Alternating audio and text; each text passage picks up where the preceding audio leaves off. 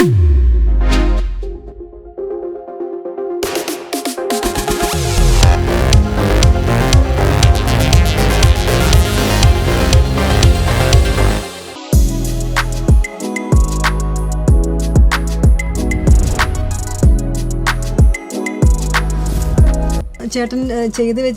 Compose ചെയ്ത മലയാളം സിനിമകളുടെ ഏതൊക്കെയാണ്? കമ്പോസ് ചെയ്തത് ആദ്യത്തെ പടം പുത്രൻ എന്ന് പറഞ്ഞിട്ട്. പുത്രനില് ഞാനും ആദ്യമായിട്ടായിരുന്നു, ബിജു മേനോനും ആദ്യമായിട്ടായിരുന്നു. ചേട്ടാ തമിഴില് ചേട്ടന് ഒരു വർക്ക് ചെയ്തല്ലോ, അതിനെ കുറിച്ചൊന്ന് പറയാമോ? തമിഴില് ഞാൻ ചെയ്തത് ഡിവോഷണൽ വർക്കാണ് ചെയ്തത്. ഡിവോഷൻ സോങ് ആണ്. വേളാങ്കണ്ണി മാതാവിനെ കുറിച്ചുള്ള കുറച്ച് പാട്ടുകൾ, 10 പാട്ടുകൾ. ഇപ്പോൾ ഒരു ഗിത്താർ നമുക്ക് മേടിക്കണമെങ്കിൽ എന്തൊക്കെയാണ് അതിൻ്റെ ഇപ്പം പഠിക്കുന്ന കുട്ടികൾക്ക് വേണ്ടിയിട്ട് നമുക്ക് ഗിറ്റാർ മേടിക്കണമെങ്കിൽ പൈസ വേണം.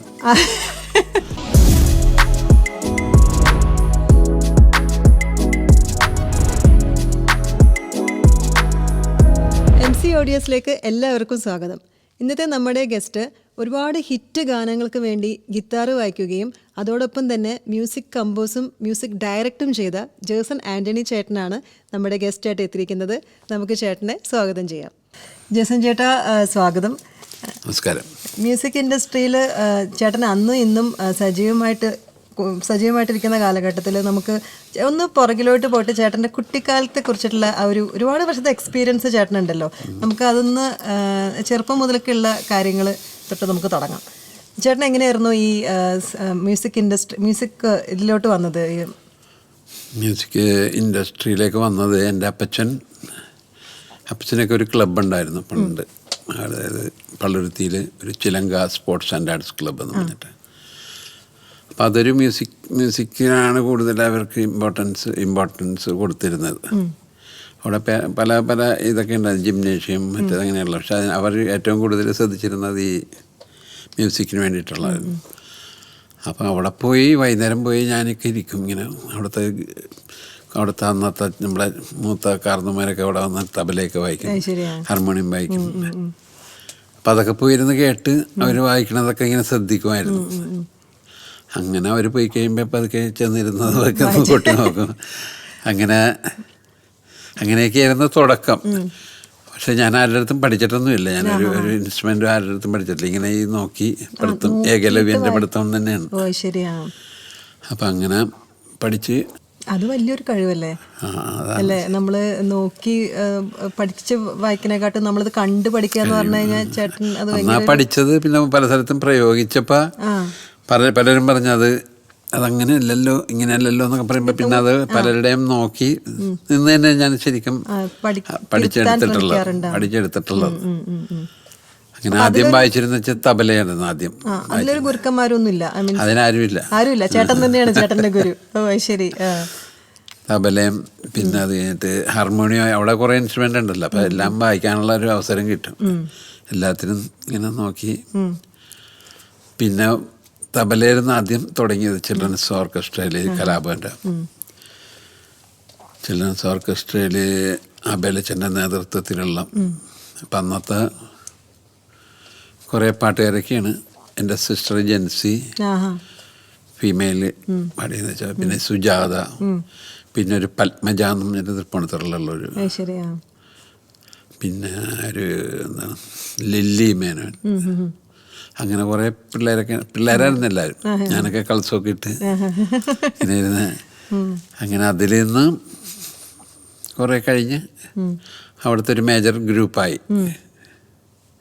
അപ്പോഴത്തേക്കും സുജാതയൊക്കെ ചെറുപ്പത്തിൽ തന്നെ വേറൊരു ഗ്രൂപ്പൊക്കെ ആയിട്ട് വലിയ ആർട്ടിസ്റ്റുമാരുടെ കൂടെ CSC എന്നൊക്കെ പറഞ്ഞിട്ട് സുജാതയുടെ തന്നെ ഒരു ഓർക്കസ്ട്രയൊക്കെ ഉണ്ടായിരുന്നു അന്നൊക്കെ.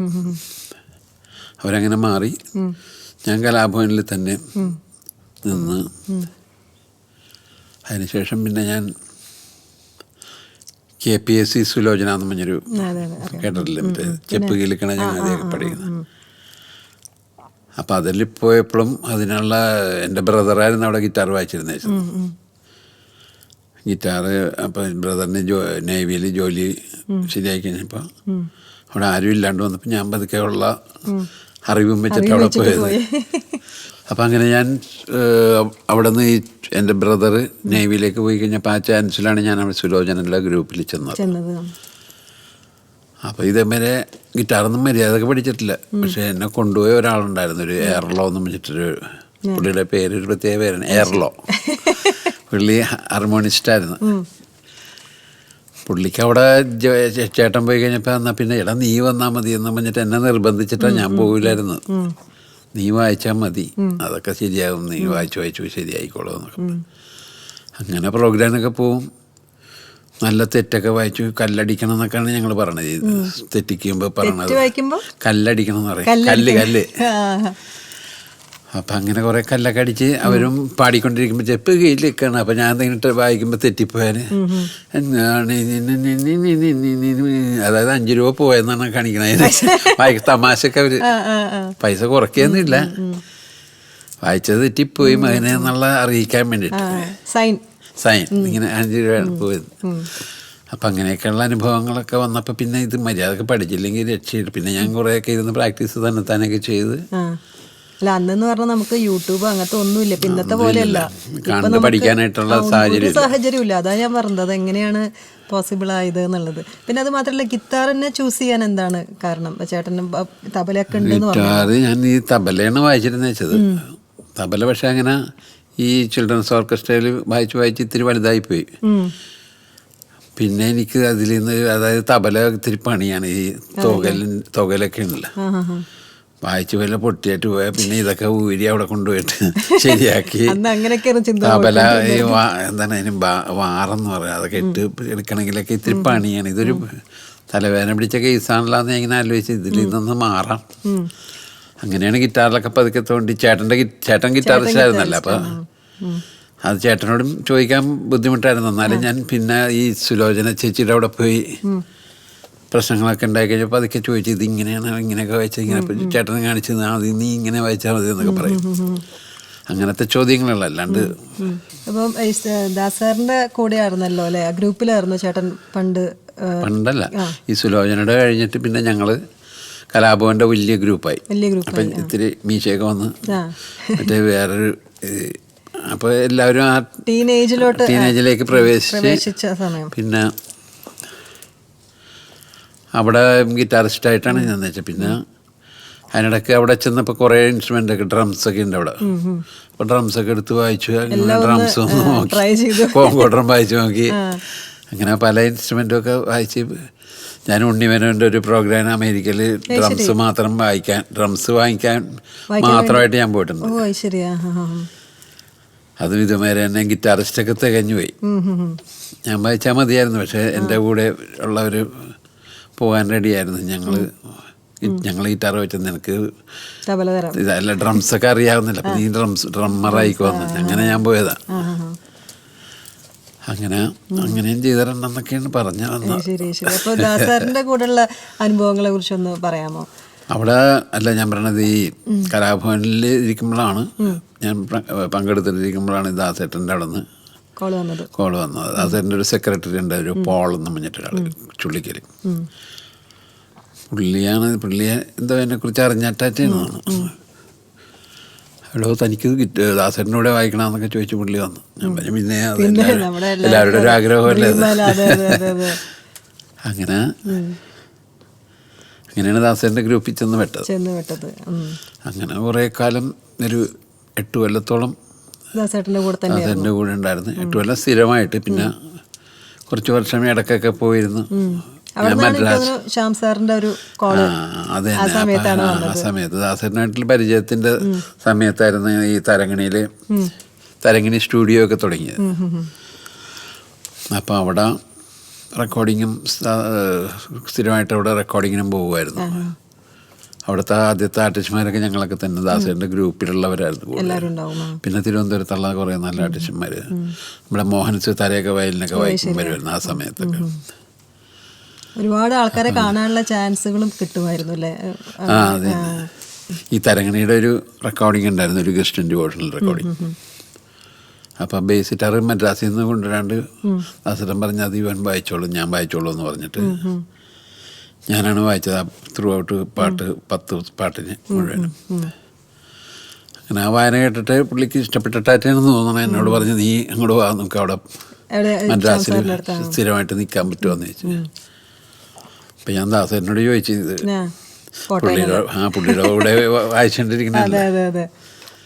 പുള്ളി പറഞ്ഞു കുഴപ്പമില്ല, നീ അവിടെ നിന്ന് പ്രോഗ്രാം ഉള്ളപ്പോൾ അവിടെ നിന്ന് വന്നാൽ മതി എന്ന് പറഞ്ഞു. അങ്ങനെ മദ്രാസിൽ പോയിട്ട് പിന്നെ അവിടെ തന്നെ ഒരു 5 കൊല്ലം. ആ സമയത്താണ് എല്ലാവരുടെയും കൂടെ ഗ്രൂപ്പിൽ ജോൺസന്റെ കൂടെയും ഔസേപ്പച്ചൻ്റെ കൂടെയും എല്ലാവരും കാണാനും അർജുനൻ മാഷിൻ്റെ റെക്കോർഡിങ്ങിനും അങ്ങനെ കുറേ റെക്കോർഡിങ്ങിന്, രവീന്ദ്ര മാഷിൻ്റെ റെക്കോർഡിങ്ങിന്, അങ്ങനെ കുറേ വർക്കിനൊക്കെ വായിക്കാൻ പറ്റിയത്. ശരി. അർജുന മാഷിനെ കുറിച്ചുള്ള എന്തെങ്കിലും ഓർക്കാൻ പറ്റുന്ന അനുഭവങ്ങൾ വലുതുണ്ടോ? അർജുന മാഷിനെ ഞങ്ങൾക്ക് ഒരിക്കലും മറക്കാൻ പറ്റില്ല. എൻ്റെ നാട്ടിൽ തന്നെയാണ് മാഷാണ്. മാഷ് ഭയങ്കര സ്നേഹമുള്ള ഒരാളായിരുന്നു. ശരിക്കുള്ളൊരു ആത്മാർത്ഥ സ്നേഹമുള്ളൊരു മ്യൂസിക് ഡയറക്ടറായിരുന്നു. പിന്നെ എൻ്റെ അപ്പച്ചൻ്റെ ഒരു കൂട്ടുകാരനുമായിരുന്നു. ഭയങ്കര ക്ലോസ് ആണ് അവർ തമ്മിൽ, ഭയങ്കര.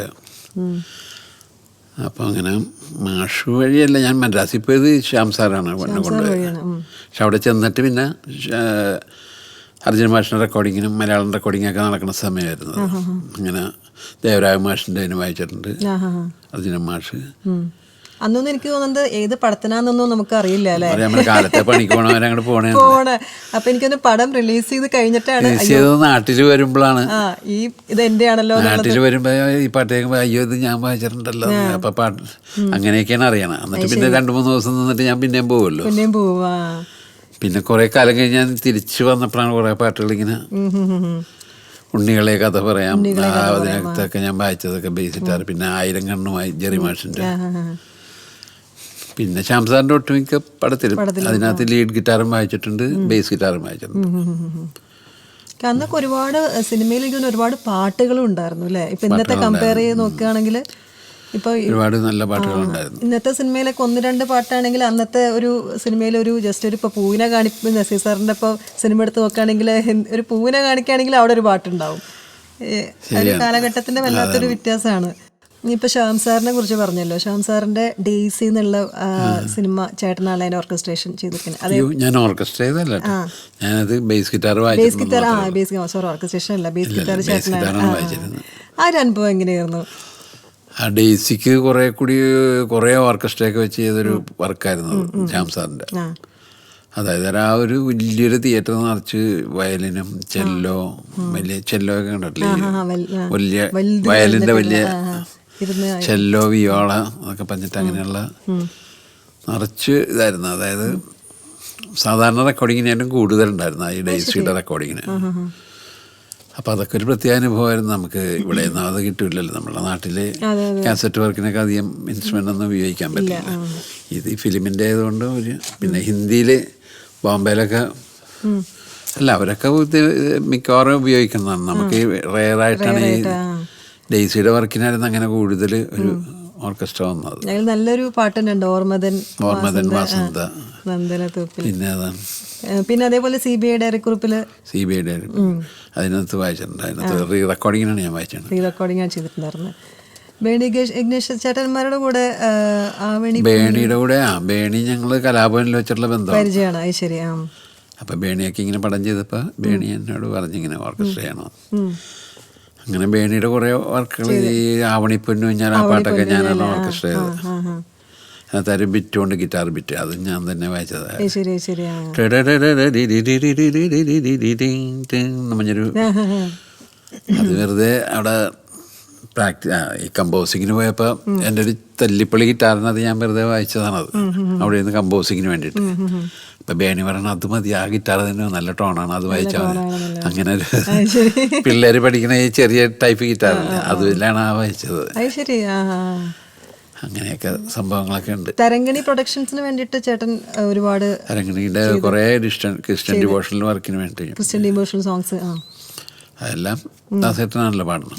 പിന്നെ ചിത്ര പാടിയിട്ടുണ്ട്, അതിനകത്ത് സുജാത പാടിയിട്ടുണ്ട്. അങ്ങനെ കുറേ. എന്താണ് റെക്കോർഡിങ് അന്നത്തെയും ഇന്നത്തെയും തമ്മിലുള്ള ചേട്ടൻ ഒരു ഡിഫറൻസ് എന്താ പറയാനുള്ളത്? ഇപ്പോൾ ചേട്ടൻ പണ്ട് കാലത്തും റെക്കോർഡിംഗ് സ്റ്റുഡിയോയിൽ നിന്നിട്ടുണ്ട്, ഇപ്പോൾ ഇപ്പോഴും ചെയ്യുമ്പോഴുമുള്ള ഒരു പണ്ടത്തെ എന്ന് പറഞ്ഞാൽ ഇങ്ങനെ കുറേ ഓർക്കസ്ട്രക്കാരും പല ഭയങ്കര കഴിവുള്ള ആൾക്കാരൊക്കെ നമ്മുടെ മുമ്പിൽ നിന്ന് വായിക്കുമ്പോൾ നമ്മൾ ആ സമയത്ത് ഞാൻ മദ്രാസിൽ ചെന്നകളല്ല, അപ്പോൾ നമുക്ക് ലിമിറ്റഡ് അറിവേ ഉള്ളൂ. പക്ഷെ ഇങ്ങനെയുള്ള കുറേ പേരൊക്കെ കാണാൻ പറ്റി അവിടെ ചെന്നപ്പോൾ. അവരിൽ നിന്ന് കുറേ അപ്പോൾ കാര്യങ്ങൾ നമുക്ക് പഠിക്കാനും പറ്റി. ഞാൻ പറഞ്ഞില്ലേ, ഞാൻ പഠിച്ചത് പണ്ടുപോലെ ഇങ്ങനെ ഈ ഓരോരുത്തരുടെ കണ്ടുള്ള പഠിത്തമാണ്. അപ്പം അങ്ങനെ കുറേ അവിടെ ചെന്നപ്പോൾ അങ്ങനെ കുറേ ചാൻസ് കിട്ടി ഇങ്ങനെ. പിന്നെ നമ്മുടെ വിദ്യാസാഗറൊക്കെ അവിടെ കണ്ടക്ട് ചെയ്യാൻ വരുമായിരുന്നു, ഈ മ്യൂസിക് ഡയറക്ടർ. പിന്നെ ആരാണ് വെങ്കടേഷ് മ്യൂസിക് ഡയറക്ടറില്ലേ മലയാളത്തിലേക്ക്. പുള്ളിയൊക്കെ ഈ ശ്യാം സാറിനാണ് കണ്ടക്ട് ചെയ്യാൻ വന്നിരുന്ന ആൾക്കാരായിരുന്നു. അത് കഴിഞ്ഞിട്ടാണ് അവർ മ്യൂസിക് ഡയറക്ടർമാരൊക്കെ ആയിട്ട് ഫേമസ് ആയത്. പിന്നെ രാജാമണി, അങ്ങനെ ജോൺസന്റെ ഒക്കെ പോകുമ്പോൾ രാജാമണി ആയിരിക്കും കണ്ടക്ട് ചെയ്യുന്നത്. ചേട്ടന് ഇൻഫ്ലുവൻസ് ചെയ്ത ആരാണ് ചേട്ടൻ്റെ ലൈഫിൽ പാട്ടിന് കൂടുതലും? കമ്പോസിങ്ങിൽ എനിക്ക് സലിൽ ചൗധരിയുടെ പാട്ട് ഞാൻ കേട്ടിട്ടുണ്ട്. ചേട്ടൻ അത് ഭയങ്കരമായിട്ട് ഇഷ്ടം. പിന്നെ ഇളയരാജനെ ഇഷ്ടമാണ്. അവരൊക്കെ വലിയ ആൾക്കാരാണ്. ഒരിക്കലും അവിടെ നമുക്കൊന്നും എത്താൻ പറ്റാത്തൊരു മേഖലയെന്നല്ല, അവരുടെ ആ സ്റ്റാൻഡേർഡ് എന്ന് പറഞ്ഞാൽ പ്രത്യേക സ്റ്റാൻഡേർഡാണ്. സലിൽ ചൗധരി പാട്ട് പറയുകയാണെങ്കിൽ ചേട്ടന് പെട്ടെന്ന് ഓർമ്മ വരുന്ന പാട്ടുകൾ ഏതാണ്? കുറേ പാട്ടുകളുണ്ട്. എന്നാലും പേഴ്സണൽ ഫേവറേറ്റ് എന്നൊക്കെ പറയുമ്പോൾ എന്നാലും അങ്ങനെ പറയാൻ പറ്റില്ല. എനിക്ക് എല്ലാ പാട്ടും ഇഷ്ടമാണ്. സലിൽ ചൗധരിയുടെ ഒന്നും പൊട്ടയായ പാട്ട് കുറവാണ്. ബാക്കിയുള്ള മ്യൂസിക് ഡയറക്ടർമാരിൽ നല്ലതും ചീത്തയും. ഇത് അങ്ങേരുടെ പാട്ട് ഞാൻ ഇതുവരെ കേട്ടിട്ടില്ല. ഇതൊരു മോശമായി പോയി എന്നാ അങ്ങനെ തോന്നിയിട്ടില്ല. അല്ല, ഈ പാട്ട് അത്ര ശരിയായില്ലെന്ന് തോന്നുന്നു. എല്ലാ കമ്പോസിങ്ങും അത് ചേട്ടൻ പറഞ്ഞില്ല, ഇപ്പോൾ യാത്രകൾ ചെയ്തു എന്ന് പറഞ്ഞല്ലോ. ഇപ്പൊ വിദേശത്ത് എവിടെ എല്ലാ സ്ഥലത്തും പോയിട്ടുണ്ട്? പ്രാവശ്യം പോയിട്ടുണ്ട്. അമേരിക്കയിലും യൂറോപ്യൻ കൺട്രീസില്, ഗൾഫിലൊക്കെ മിക്കവാറും പോയിട്ടുണ്ട്. ചിലപ്പോൾ ബോംബെയിലെ പ്രോഗ്രാമിന് പോകുമ്പോഴായിരിക്കും പെട്ടെന്ന് ഇതേ നാളെ നമുക്ക് ഒരു പ്രോഗ്രാം ദാസേട്ടൻ പറയും, ദുബായിലൊരു പരിപാടി ഉണ്ട്, അപ്പോൾ അത് കഴിഞ്ഞിട്ട് പോകട്ടാന്ന് പറയും. അപ്പോൾ ഞങ്ങളെ ആയാലും ഇവിടെ നിന്ന് ഡൽഹിയിലോട്ട് പോകണമാരും ദുബായിൽ പോയിട്ട് ഡ്രസ്സ് വലിയ തയ്യാറെടുപ്പൊന്നും ഉണ്ടാവില്ല. പക്ഷെ ഒരു ദിവസമായിട്ടല്ലോ, അപ്പോൾ പോയിട്ടും വന്ന് അങ്ങനെയൊക്കെ കുറേ യാത്ര ചെയ്തിട്ടുണ്ട്. ഇനി പോകാൻ ആഗ്രഹിക്കുന്ന സ്ഥലം അങ്ങനെ ഉണ്ടോ? പോകാനായിട്ട് ഇനിയിപ്പോൾ എവിടെയാണ്? എല്ലായിടത്തൊക്കെ പോയി. അമേരിക്കയിലും കാനഡ എല്ലാ സ്ഥലവും കവർ ചെയ്തിട്ടുണ്ട്. എൻ്റെ മരുമക്കൾ അവിടെ ഉണ്ട് കാനഡയിൽ. മൂത്ത മകനും പോയിട്ടുണ്ട്. അപ്പൊ ഇനി അങ്ങോട്ട് പോകേണ്ടി വരും. ഫാമിലിയെ കുറിച്ച് ചേട്ടൻ പറഞ്ഞില്ല. ഫാമിലിയെ കുറിച്ച് പറയൂ. ഫാമിലി എനിക്ക് 2 മക്കള്. എൻ്റെ ഭാര്യ ഷാലറ്റ് എന്ന് പറഞ്ഞിട്ട് ഫോട്ടോ വെച്ചിരുന്നു. പാടുമില്ല, പാട്ട് ഇഷ്ടമാണ്. പുള്ളിക്കാരത്തി യോഗ ഇതിൻ്റെയൊക്കെ പരിപാടിയാണ്, യോഗ ആർട്ടിസ്റ്റാണ്. പിന്നെ മക്കള്, മൂത്താള് പിയാനോ ഒക്കെ വായിക്കും, രണ്ടാമത്തെ ആള് അവരൊക്കെ ഇത്തിരി പോയി അവിടെ കേട്ടൊക്കെ പഠിച്ചതാണ്. കൂടുതലുണ്ട്. എന്നിട്ട് അവർക്ക് ഒരു മാസ്റ്ററിന്റെ അടുത്തൊക്കെ പോയാണ് പഠിച്ചത്. രണ്ടാമത്തെ മൂത്താളും പിന്നെ രണ്ടും പിള്ളേരല്ലേ? 2 പിള്ളേർ, 2 ആൺപിള്ളേർ. രണ്ടുപേരുടെയും കല്യാണം കഴിഞ്ഞ് അവരാണ് കാനഡയിൽ സെറ്റിൽ ചെയ്തിരിക്കുന്നത്. അവര് പാട്ടൊന്നും അവരില് ഒരു മരുമകള് ഒരാളുണ്ട്, അയാള് നന്നായിട്ട് പാടും. അയാളെ പുളിങ്കുന്നൊന്ന് കല്യാണം കഴിച്ചു. ഡിംപിൾ എന്നാണ് പേര്. പിന്നെ ഇളയാളിന്റെ ഭാര്യ കവിതയൊക്കെ എഴുതും. ഞങ്ങള് എല്ലാരും കൂടി കവിതയും പാട്ടും എല്ലാം അവള് കവിത എഴുതി മൂത്താളെ കൊണ്ട് പാടിപ്പിച്ച്, അങ്ങനെ ഞാൻ മ്യൂസിക് ചെയ്ത് ഈവൻ ഫ്ലൂട്ടൊക്കെ വായിച്ചു എൻ്റെ മോൻ. അങ്ങനെയൊക്കെ ഒരു ചെറിയ പരിപാടികളൊക്കെ ഒപ്പിച്ച്. എന്തെങ്കിലും ബാൻഡ് ഫോം ചെയ്തിട്ടുണ്ടോ ചേട്ടൻ? ഇങ്ങനെ മക്കളാണെങ്കിൽ അങ്ങനത്തെ ബാൻഡൊന്നുമില്ല. അവർക്ക് അവരുടേതായിട്ടുള്ള ഫ്രണ്ട്സ് സർക്കിളിൽ അവരുടേതായിട്ടുള്ള ഗ്രൂപ്പായിട്ടാണ്. ചേട്ടാ തമിഴില് ചേട്ടന് ഒരു വർക്ക് ചെയ്തല്ലോ, അതിനെ കുറിച്ചൊന്ന് പറയാമോ? തമിഴില് ഞാൻ ചെയ്തത് ഡിവോഷണൽ വർക്കാണ് ചെയ്തത്. ഡിവോഷൻ സോങ് ആണ്. വേളാങ്കണ്ണി മാതാവിനെ കുറിച്ചുള്ള കുറച്ച് പാട്ടുകൾ, 10 പാട്ടുകൾ. അത് ജോളി എബ്രഹാം എന്ന് പറഞ്ഞിട്ടൊരു ഗായകനുണ്ട്. പുള്ളിയാണ് എനിക്ക് അതിനുള്ള അവസരം ഒപ്പിച്ചത്. പുള്ളിയാണ് പാടിയതും. അപ്പം അങ്ങനെ ആ പാട്ടുകൾ അതും കൂടി ചെയ്തപ്പോഴാണ് എനിക്കൊരു ഗ്രിപ്പ് തോന്നിയത്. എനിക്ക് ഈ പണി ചിലപ്പോൾ പറ്റുന്ന പണിയാണെന്ന് തോന്നിയതൊക്കെ അതുവഴിയാണ്. അപ്പൊ ചേട്ടൻ കമ്പോസ് ചെയ്ത പാട്ടുകൾ ഏതൊക്കെയാണ്? അതിനകത്ത് ഞാനാണ് കമ്പോസ് ചെയ്ത പാട്ട്. പിന്നെ ഞാൻ കമ്പോസ് ചെയ്തത് അതിനുശേഷം ഞാൻ നാട്ടിൽ വന്നു. അതിനിടയ്ക്ക് ഒരു 5 കൊല്ലം കഴിഞ്ഞിട്ട്. അപ്പോൾ ഞാൻ വിചാരിച്ചു ഇനി ഒരു മ്യൂസിക് ഡയറക്ടറായിട്ട് അടുത്ത സ്റ്റെപ്പിലോട്ട് പോവാം. അങ്ങനെ പലതും മാറിയാണല്ലോ, തബല, ഡ്രംസ്. അപ്പൊ ഇതിലേക്ക് ഒരു മാറ്റം, ഒരു വർക്ക് ചെയ്തപ്പോൾ ഒരു ധൈര്യം വന്നിട്ട് അങ്ങനെ ഞാൻ കുറച്ച് പേരെയൊക്കെ എറണാകുളത്ത് വരെ കണ്ട് അങ്ങനെ കുറച്ച് വർക്കുകൾ എറണാകുളത്തൊക്കെ ചെയ്തു. അതിലെ കുറച്ച് പാട്ടുകളെടുത്ത് ദാസേട്ടനെയും കൊണ്ട് കേൾപ്പിച്ച്. അല്ല, അപ്പോൾ ദാസേട്ടൻ്റെ ഗ്രൂപ്പിലൊക്കെ കഴിഞ്ഞ് ഇരിക്കുന്ന സമയമാണ്, ദാസേട്ടനായിട്ട് നല്ല അടുപ്പം വന്നിരിക്കുന്ന സമയമാണ്. അങ്ങനെ ദാസേട്ടനെ ഇഷ്ടപ്പെട്ട് അങ്ങനെ വേണമെങ്കിൽ നീ ഒരു നമുക്ക് തരംഗണിക്ക് വേണ്ടി ചെയ്യാമെന്ന് പറഞ്ഞിട്ട് അങ്ങനെ വളരെ സന്തോഷമായി. അങ്ങനെ ചെയ്ത പാട്ടുകളൊക്കെ പിന്നെ ദാസേട്ടനും ഇഷ്ടപ്പെട്ട് ജനങ്ങൾക്കും ഇഷ്ടപ്പെട്ടെന്നുള്ളതാണ് അറിഞ്ഞത്. ചേട്ടൻ എത്ര മ്യൂസിക് ഡയറക്ട് ചെയ്തിട്ടുണ്ട്? മൊത്തം ഞാൻ കാസറ്റ് വർക്കുകൾ അന്നൊക്കെ 10 പാട്ടാണല്ലോ ഒരു കാസറ്റിനകത്ത്. എത്ര ചെയ്തെന്ന് ചോദിച്ചാൽ കുറേ എണ്ണം പെട്ടെന്ന് ഓർക്കാൻ പറ്റാത്ത അതാണ് എണ്ണം പറഞ്ഞ ചിലപ്പോൾ കൂടിയും പോകും, ചിലപ്പോൾ കുറഞ്ഞും പോകും. വീട്ടിലെ അച്ഛനും അമ്മയും ആരെങ്കിലും പാടും? അമ്മ നന്നായിട്ട് പാടുമെന്ന് ഞാൻ അറിഞ്ഞിട്ടുണ്ടായിരുന്നു. അമ്മച്ചി അങ്ങനെ വലിയ പാട്ടൊന്നും ഇല്ലെങ്കിൽ അറിയാം.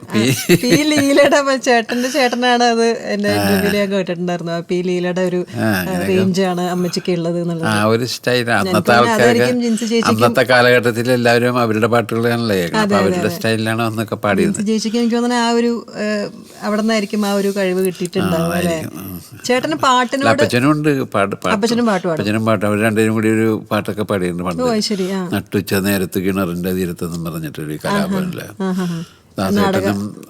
ദാസേട്ടനും വസന്ത എന്തുണ്ടോ അവർ രണ്ടുപേരും കൂടി പാടിയ നട്ടുച്ച നേരത്ത് കിണറിന്റെ പാടിയാട്ടുണ്ട്. അത് രണ്ടുപേരും കൂടി പാടിയിട്ടുണ്ട്. പാട്ടേ പാടിയിട്ടുള്ളൂ. അത് വെറുതെ ഞങ്ങൾ നിർബന്ധിച്ചിട്ട് ഒരു പണ്ടത്തെ ടേപ്പ് റെക്കോർഡർ ഉണ്ടല്ലോ, അതിനകത്ത് ഞാനൊക്കെ ഗിറ്റാറും വായിച്ച് ബോങ്കോസൊക്കെ വായിച്ചു. അങ്ങനെ വീട്ടിൽ റെക്കോർഡിങ്.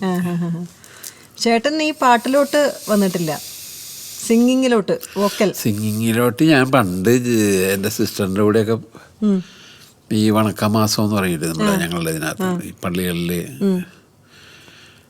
അവിടെ പോയിട്ടൊക്കെ അങ്ങനെയൊക്കെ ചില സ്റ്റേജിലൊക്കെ ഞങ്ങൾ രണ്ടുപേരും കൂടിയൊക്കെ പാടിയിട്ടുണ്ട്. ഡ്യുവറ്റായിട്ട് ഒറ്റക്ക് പാടിയിട്ടില്ല, അതിനുള്ള ധൈര്യമില്ല. പറഞ്ഞു കഴിഞ്ഞാൽ 4 വരി ഏതെങ്കിലും പാടില്ല. ഞാൻ പാടിയാലേ ആ ഒരു ഇത് കിട്ടില്ല. പാട്ടുകാർക്കൊക്കെ ഒരു പ്രത്യേകത ഉണ്ടായില്ല, ഒരു സ്വരവും ആ പാടുന്ന ആ ഒരു ശൈലിയൊക്കെ. അതൊന്നും ഞാൻ പാടിയാൽ ശരിയാവില്ലെന്ന് എനിക്ക് നല്ല ബോധ്യമുണ്ട്, അതുകൊണ്ട് പാടില്ല. ചേട്ടന് വേറെ ഹോബീസ് ഉള്ളത്? പാട്ടും ഗിറ്റാർ അതല്ലാണ്ട്? പാട്ടും ഗിറ്റാറും അല്ലാണ്ട് പിന്നെന്താണ്, ഫുട്ബോൾ കളിയൊക്കെ ഉണ്ടായിരുന്നു. ഫുട്ബോൾ കളിക്കും അല്ല ആയിരുന്നു പണ്ട്.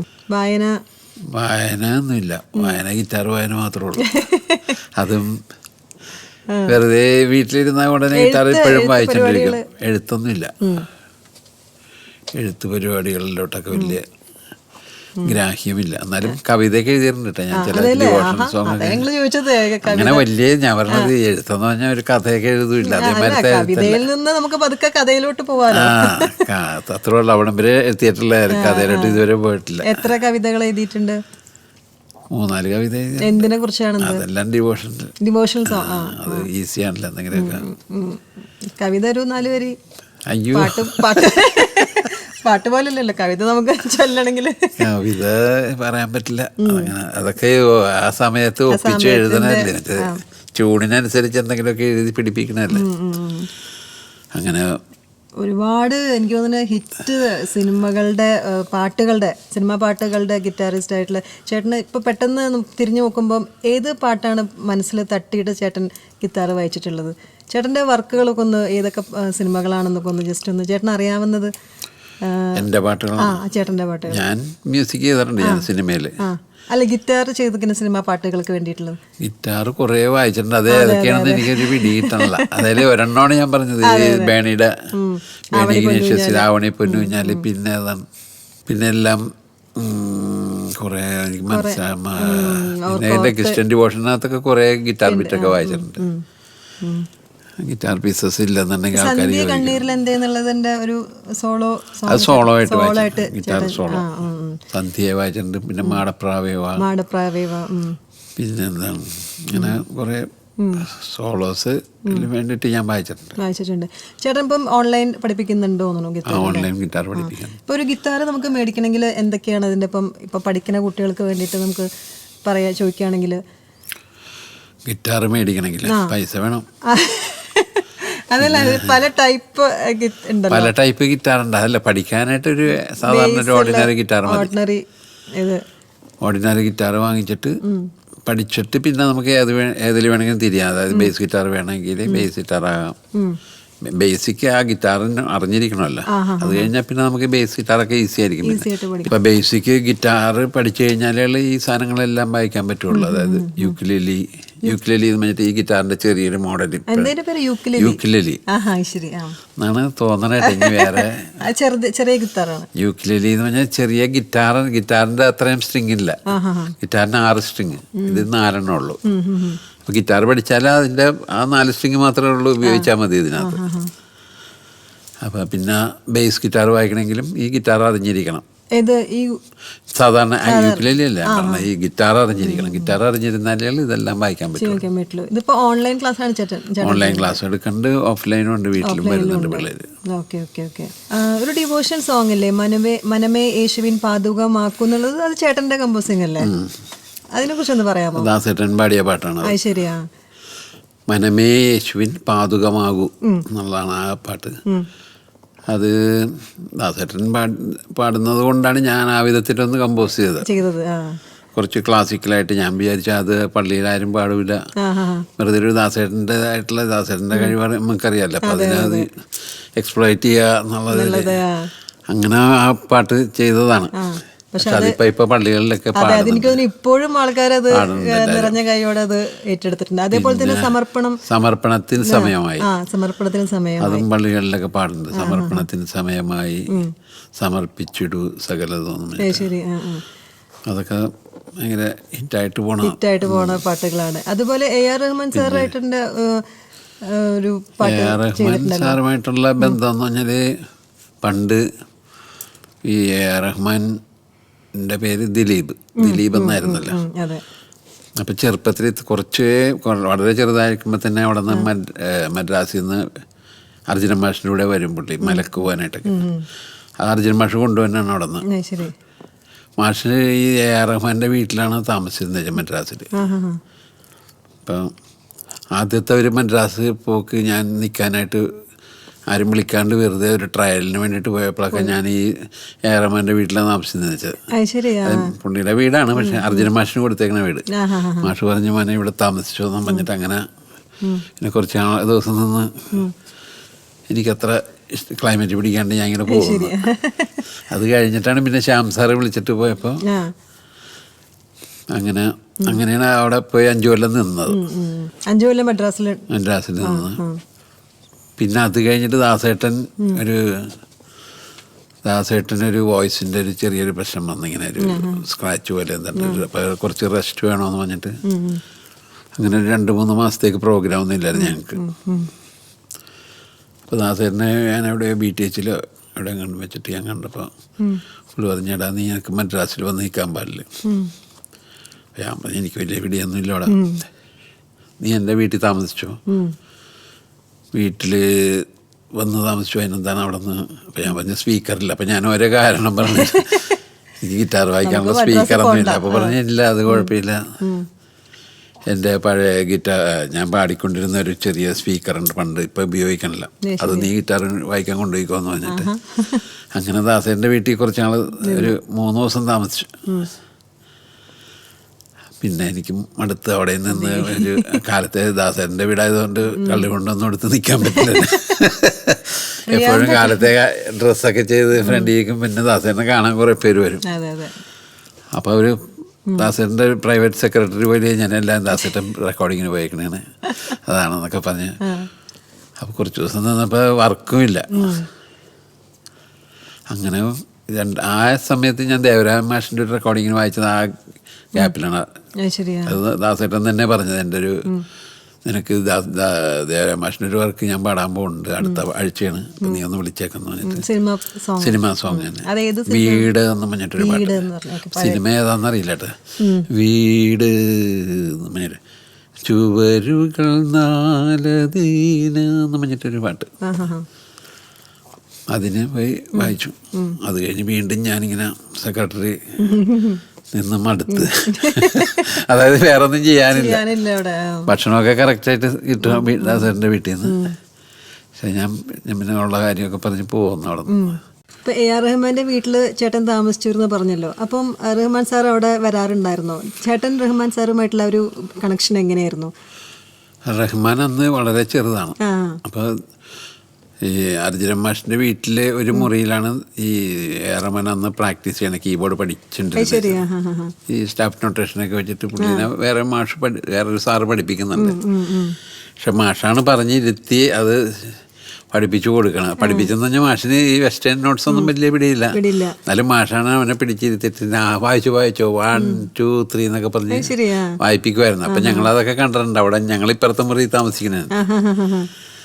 അപ്പം ഞങ്ങളെന്ന് പറഞ്ഞാൽ എൻ്റെ ഒരു ഫ്രണ്ടും ഉണ്ടായിരുന്നു ആ സമയത്ത്. എൻ്റെ ഒരു ഫ്രണ്ട് ബാബു എന്ന് പറഞ്ഞിട്ട് ഞങ്ങൾ രണ്ടുപേരും കൂടെ എനിക്ക് കൂട്ടിന് എൻ്റെ അപ്പച്ചനും അമ്മച്ചിയും കൂടി വിട്ട ആളാണ്. എൻ്റെ വലിയൊരു ദോസ്താണ്. അപ്പം ഞങ്ങൾ അന്ന് മുതലേ പരിചയം ഉണ്ടായിരുന്നു. അല്ല അന്നൊക്കെ ചെറുപ്പം എന്നുള്ള ഒരു ഇതിലാണ്. അത് കഴിഞ്ഞിട്ട് പിന്നെ ഞാൻ നാട്ടിൽ വന്നതിന് ശേഷം അർജുനൻ മാഷ് മലയ്ക്ക് പോകുമായിരുന്നു. അപ്പോൾ ഈ പുള്ളിനെ കൊണ്ടുവരും, ചെറുതിനെ. റഹ്മാൻ ദിലീപിനെ കൊണ്ടുവരും. ദിലീപാണ്. അപ്പോൾ പുള്ളി മലക്കൊക്കെ പോയിട്ട് വന്നിട്ട് പിന്നെ എൻ്റെ വീട്ടിൽ വരും. അപ്പോൾ ദിലീപും ഉണ്ടാവും. അപ്പച്ചനുമായിട്ടൊക്കെ ഒന്ന് കൂടിയിട്ടൊക്കെ ഇരിക്കും. പിന്നെ മാഷ് മദ്രാസിലോട്ട് പോണത് മലക്ക് പോയി വന്നിട്ട് നാട്ടിൽ വന്നിട്ട്. അപ്പം അങ്ങനെയുള്ളൊരു ബന്ധം ഉണ്ടായിരുന്നു ചെറുപ്പത്തിലെ. അത് കഴിഞ്ഞിട്ട് പിന്നെ ഞാൻ മദ്രാസിൽ ഈ ശ്യാം സാറിൻ്റെ കൂടെ വായിക്കുമ്പോഴൊക്കെ അവിടുത്തെ കീബോർഡ് പ്ലെയർ ആയിട്ടാണ് പിന്നെ വരുമായിരുന്നു എ ആർ റഹ്മാൻ. അവിടെ കീബോർഡ് എല്ലാ ശ്യാം സാറിന് മാത്രമല്ല വേറെ പല മ്യൂസിക് ഡയറക്ടേഴ്സിനും കീബോർഡ് പ്ലെയർ ആയിട്ട് വർക്ക് ചെയ്തിട്ടുണ്ട്. അപ്പം അങ്ങനെ ഞങ്ങൾ ഒരുമിച്ചൊക്കെ കുറേ വർക്ക് ചെയ്തിട്ടുള്ള. പിന്നെ അത് കഴിഞ്ഞിട്ട് പിന്നെ ഞാൻ കുറേ കാലം കഴിഞ്ഞിട്ടാണ് പുള്ളി വലിയൊരു ഭയങ്കരമായിട്ട് ഫേമസ് ആയി കഴിഞ്ഞതിന് ശേഷം ഞാനിവിടെ ഐലൻഡിലൊരു ഒരു ഫംഗ്ഷന് പുള്ളി വന്നതാണ് ഇവിടെ. അപ്പോൾ അങ്ങനെ ഞാൻ പോയി കണ്ട് അങ്ങനെ പുള്ളിക്ക് നല്ല ഓർമ്മയുണ്ടായി. അപ്പോൾ അത് വർഷമൊക്കെ കഴിഞ്ഞിട്ടെന്ന് പറഞ്ഞാൽ ഒരു 10-15 കൊല്ലം കഴിഞ്ഞ്. അപ്പം ഞാൻ വിചാരിച്ചു ഇനി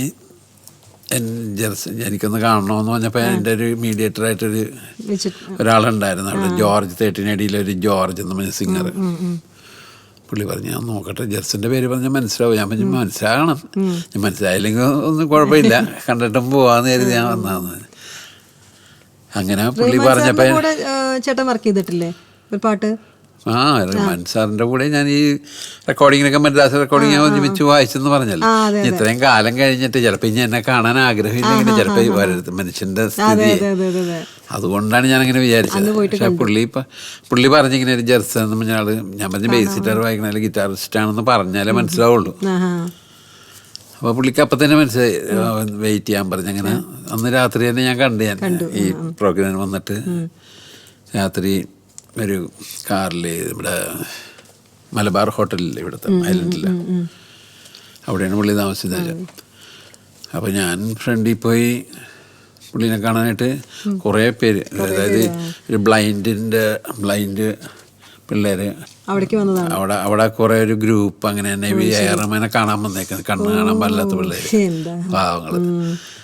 അപ്പം അങ്ങനെ കാണാനായിട്ട് ഭയങ്കര തിരക്കാണ്. അതുകൂടാണ്ട് വേറെ കുറേ പേര് നമ്മുടെ സിനിമാക്കാരൊക്കെ കുറേ അവരൊക്കെ ആയിട്ടിരിക്കും. അപ്പം ഞാൻ വിചാരിച്ചു ഇനി ഏതായാലും കാണാമെന്ന് പറഞ്ഞാൽ നടക്കില്ല. അപ്പം ഞാൻ പിന്നെയും വിളിച്ചു, ഈ മീഡിയേറ്ററെ വിളിച്ചു. ഞാൻ പറഞ്ഞു കണ്ടില്ലെങ്കിൽ കുഴപ്പമില്ല, ഇനി പുള്ളി ഇവിടെ വന്നിട്ട് ഇതിൻ്റെ ഇടയിൽ കൂടി എന്നെ വെറുതെ ഞാൻ പോകണമെന്ന് പറഞ്ഞു. ഞാൻ പറഞ്ഞു ഇല്ല പുള്ളി പറഞ്ഞ് അവിടെ കാണണം എന്ന് പറഞ്ഞ് അവിടെ നിൽക്കാൻ പറഞ്ഞിരണം.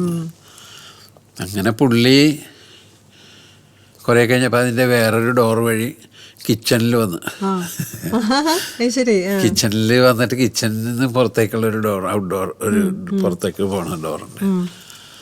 അതുവഴി ഞാനപ്പോൾ അവിടെ നിന്ന് വിളിച്ചു പറഞ്ഞത് പുറത്തോട്ട് വന്നു. ഞാൻ അവിടെ ഈ റിസപ്ഷനിൽ നിൽക്കാണ്ട് ഓടി മലബാർ ഹോട്ടലിൻ്റെ പുഴയുടെ സൈഡ് ആണ് ഈ കിച്ചൻ്റെ പുറത്തേക്കുള്ള വഴി, അവിടെ വരുവാന്ന് ചോദിച്ചു. ഞാനെടുത്ത് ഓടി. എൻ്റെ കൂടെ ഒരു കൂട്ടുകാരനുണ്ടെന്ന് ഞാൻ പറഞ്ഞു പോവാ നമുക്ക് പോയി കാണാമെന്ന്. ഇങ്ങനെ അവിടെ ചെന്നപ്പോൾ പുള്ളി അവിടെ റെഡി ആയിട്ട് വന്നു. അവിടെ നിന്ന് പുള്ളി എന്താണ്ടൊരു പള്ളിയിലേക്ക് പോകാനായിട്ട്, നിസ്കരിക്കാനായിട്ടൊക്കെ പോകാനായിട്ട്, പ്രാർത്ഥിക്കാനായിട്ട് അവിടെ നിന്ന് പോകാൻ വേണ്ടിയിട്ട് പുതുക്കി. ചേട്ടൻ ചെയ്ത സിനിമകളുടെ പേരുകൾ ചേട്ടന് ഒന്ന് പറയാമോ? ഇപ്പം കമ്പോസ് ചെയ്ത മലയാളം സിനിമകളുടെ മലയാളം. പിന്നെ ഒരു കാര്യം മറന്നുപോയി. അതായത് എൻ്റെ ഒരു കൃഷ്ണൻ ഡിവോഷനിൽ ഈ തരങ്ങണിയിൽ ദാസേട്ടൻ്റെ ഒരു വർക്കിന് വാനിൽ സംഗീതം എന്ന് പറഞ്ഞിട്ടൊരു പാട്ടുണ്ടായിരുന്നു. ആ പാട്ടും പിന്നെ കുറച്ച് പാട്ടുകളൊക്കെ കൂടി അതിനകത്തൊരു വോയിസ് എടുക്കേണ്ടതുണ്ടായിരുന്നു, കുറേ കോറൽ വോയിസ്. ആണുങ്ങളും പെണ്ണുങ്ങളായിട്ടുള്ള ഈ നമ്മളുടെ കൃഷ്ണൻ ഡിവോഷന് സാധാരണ ഉണ്ടാവില്ല, ഹമ്മിങ്ങും ഇതൊക്കെ. അപ്പം അതെടുക്കാൻ വേണ്ടിയിട്ട് അത് നമുക്കിവിടെ എടുക്കാൻ വേണ്ടി മദ്രാസിൽ കൊണ്ടെടുക്കാമെന്ന് പറഞ്ഞു ദാസേട്ടൻ പറഞ്ഞു. അവിടെ നല്ല ഗ്രൂപ്പുണ്ട് ഈ പാടാനായിട്ടുള്ള ഈ ഇംഗ്ലീഷ് സ്റ്റൈലിലൊക്കെ പാടാം. അപ്പം അങ്ങനെ ഞാനിത് പഠിക്കാനായിട്ട് മദ്രാസിൽ ചെന്നു. അവിടെ ചെന്നപ്പോൾ ഈ കോറൽ ഗ്രൂപ്പിന് ഭയങ്കര ബിസിയാണ് അവർ. പിന്നെ ദാസേട്ടനറ്റെ പറഞ്ഞിട്ടാണ് അവർ വരാമെന്ന് പറഞ്ഞു. അപ്പോൾ റേറ്റ് എന്താ ചോദിച്ചപ്പോൾ ഭയങ്കര കൂടുതൽ, ഒരാൾക്ക് ഇത്ര വെച്ചിരുന്നൊക്കെ പറഞ്ഞിട്ട്. അവസ്ഥ സംഗതി കംപ്ലീറ്റ് ഇതിൻ്റെ റെസ്പോൺസിബിലിറ്റി മുഴുവൻ എനിക്കാണ്. പഠിപ്പിക്കേണ്ടതും പൈസ കൊടുക്കേണ്ടതും ഒക്കെ എന്നെ ഏൽപ്പിച്ചാണ്. നീ എന്താണെന്ന് വെച്ചാൽ ചെയ്തോളാൻ പറഞ്ഞിട്ടുണ്ട് ദാസേട്ട. അങ്ങനെ ചോദിച്ചപ്പോൾ ഭയങ്കര റേറ്റ്, അത് അഫോർഡ് ചെയ്യാൻ പറ്റാത്ത വിധം പറഞ്ഞപ്പോൾ ഞാൻ പറഞ്ഞു ഈ എന്ത് ചെയ്യുമെന്ന് പറഞ്ഞപ്പോഴാണ് ഞാൻ പറഞ്ഞാൽ റഹ്മാനെ വിളിച്ചിട്ട്. ഇന്ന് റഹ്മാനായിട്ടില്ല, ഈ റെക്കോർഡ് ഇതിനൊക്കെ വായിച്ചിട്ടിരിക്കുന്ന സമയം. അപ്പം അങ്ങനെ പുള്ളി ഒരു 2-3 കീബോർഡും മറ്റേ സീക്വൻസർ രണ്ടൊക്കെ കൊണ്ടുവന്ന് എൻ്റെ വോയിസ് ഇങ്ങനെ എടുത്ത് റെക്കോർഡ് ചെയ്തു. ഒരു വോയിസ് വെറുതെ ജസ്റ്റ് സാമ്പിളിന്. എന്നിട്ട് അതാണ് അതിനകത്താണ് ഈ പാട്ടിനകത്ത് വേണ്ടിയിട്ട് ആ ഇതാണ് ഉപയോഗിച്ചിരിക്കുന്നത്. അങ്ങനെ പിന്നെ കുറേ അതിനകത്തുള്ള കുറേ ചെല്ലോ കുറേ കീബോർഡ് സാധനങ്ങളൊക്കെ പുള്ളിനെ കൊണ്ടുപോയി അതിലും തരത്തിന് കിട്ടിയല്ലേ കുറേ വായിപ്പിച്ച് മുതലെടുത്ത് കിട്ടിയ ചാൻസ്. വാനിൽ സംഗീതം എന്നാണ് ആ പാട്ടിൻ്റെ പേര്. വാനിൽ സംഗീതം. ശരി.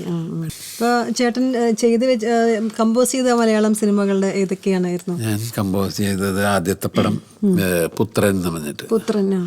പുത്രനിൽ ഞാനും ആദ്യമായിട്ടായിരുന്നു, ബിജു മേനോനും ആദ്യമായിട്ടായിരുന്നു. ബിജു മേനോൻ്റെ ആദ്യത്തെ പടമാണ്. അപ്പം അതൊരു സീരിയൽ ഹിറ്റായിട്ട് അതിൻ്റെ കണ്ടിന്യൂഷനായിട്ട് വന്ന പടമാണത്. മിഖായലിൻ്റെ സന്തതികൾ എന്ന് പറഞ്ഞാൽ പണ്ടൊരു ഈ ടി വിയിലൊക്കെ വന്നിരുന്നു. അപ്പോൾ അവർക്ക് ആ മ്യൂസിക് എന്തോ ഇഷ്ടപ്പെട്ടിട്ട് അത് തന്നെ ആ ടീം തന്നെ മതിയെന്ന് പറഞ്ഞിട്ട് അങ്ങനെയാണ് ഞാൻ അതിന് ചെയ്തത്. പിന്നെ അതിനുശേഷം ഞാൻ ഒരു 3 പടം കൂടി ചെയ്തത്, മൊത്തം 4 പടം ചെയ്തു. 4 പടങ്ങളാണ് ചെയ്തത്. ഫ്യൂച്ചർ എന്താണ്? ഫ്യൂച്ചർ പ്രോജക്ട്സും കാര്യങ്ങളൊക്കെ? ഫ്യൂച്ചറിൽ മ്യൂസിക് കമ്പോസിങ് ഞാനിപ്പം അറ്റ് പ്രസൻറ്റ് മ്യൂസിക് ഡയറക്ടറായിട്ട് ഇങ്ങനെ വർക്ക് ചെയ്തിട്ടിരിക്കണതാണ്. ഫ്യൂച്ചറിൽ ഇനി ഉള്ളിടത്തോളം കാലം നല്ല പാട്ടുകൾ ചെയ്ത് ആൾക്കാർക്ക് ഇഷ്ടപ്പെടണമെന്നുള്ള പാട്ടുകൾ ചെയ്യണം, അത്രയോട് ആഗ്രഹം. അപ്പോൾ ചേട്ടാ, നമുക്ക് പ്രോഗ്രാം ഏകദേശം വൈൻഡപ്പ് ചെയ്യാനുള്ള സമയമായി. ഒരുപാട് സന്തോഷം. കാരണം ഒത്തിരി തിരക്കിൻ്റെ ഇടയിൽ നിന്ന് ചേട്ടൻ കുറച്ച് നേരം ഇവിടെ വന്നിട്ട് എനിക്ക് തോന്നുന്നു ഒരുപാട് എക്സ്പീരിയൻസും അനുഭവങ്ങളൊക്കെ ഞങ്ങൾക്ക് അറിയാൻ സാധിച്ചതിൽ വളരെ വളരെ സന്തോഷം. ഇനിയും ചേട്ടൻ ഒരുപാട് ഉയരങ്ങളിൽ എത്തട്ടെ. നമുക്ക് വൈൻഡപ്പ് ചെയ്യാനെക്കാട്ടും മുന്നേ ചേട്ടൻ്റെ ഒരു 4 വരി ചേട്ടൻ്റെ ഇഷ്ടമുള്ള, അപ്പം എനിക്ക് തോന്നുന്നെങ്കിൽ മനമേ യേശുവിൻ പാതുക എന്നുള്ള പാട്ടിൻ്റെ ഒരു 4 വരി ചേട്ടനൊന്ന് പാടിയിട്ട് നമുക്ക് ഈ പ്രോഗ്രാം നമുക്ക് വൈൻഡപ്പ് ചെയ്യാം. ഒരു ഗിറ്റാറില്ലെങ്കിൽ എനിക്ക് പാടാനായിട്ട് ഇതിന് പണിയാണ്, എന്നാലും ഞാൻ വെറുതെ ഒന്ന് മൂളാൻ. ഞങ്ങൾ സത്യം പറഞ്ഞാൽ ചേട്ടൻ്റെ ഗിറ്റാറിൻ്റെ അത് ശരിക്കും ഭയങ്കരമായിട്ട് മിസ്സായി പോയി. നമുക്ക് ഇനി അടുത്ത ഇന്റർവ്യൂവിൽ എന്തായാലും ചേട്ടൻ ഗിറ്റാറും കൊണ്ടിട്ട് നമുക്ക് ഇവിടെ മനമേ യേശുവിൻ പാതുകമാകൂ ദിനവും ഈശ്വര സാധനയിൽ ജനനം പാവനമാക്കിടുന്നേരും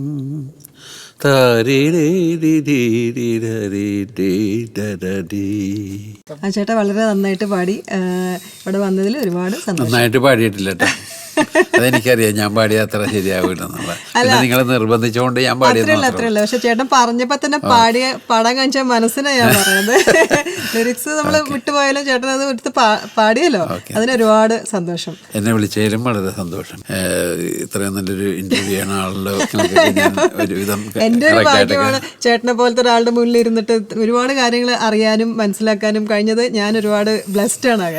ഓക്കെ.